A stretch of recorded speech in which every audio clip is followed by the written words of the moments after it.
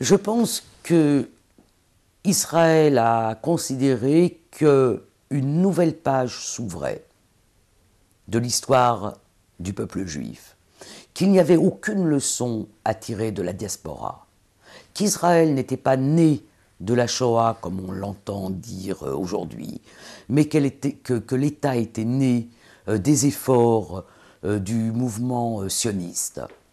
Les premiers dirigeants et jusqu'à assez tard ont été ces juifs venus s'installer en Palestine avant le déclenchement de la guerre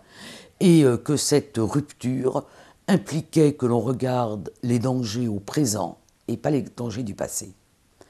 Je dirais qu'il y a secondairement une autre raison, qui sont les excellentes relations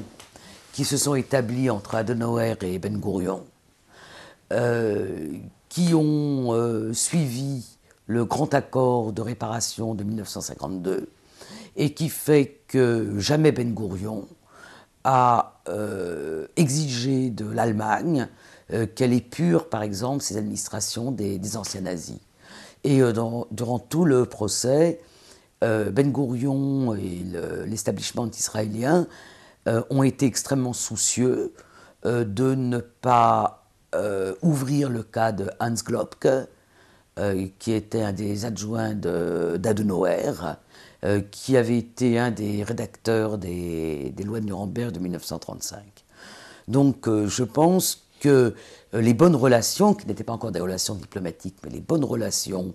commerciales, les bonnes relations en général entre Israël et l'Allemagne, ont fait aussi que l'insistance n'a jamais été mise sur l'implication de la population allemande et de toute l'administration allemande dans le génocide.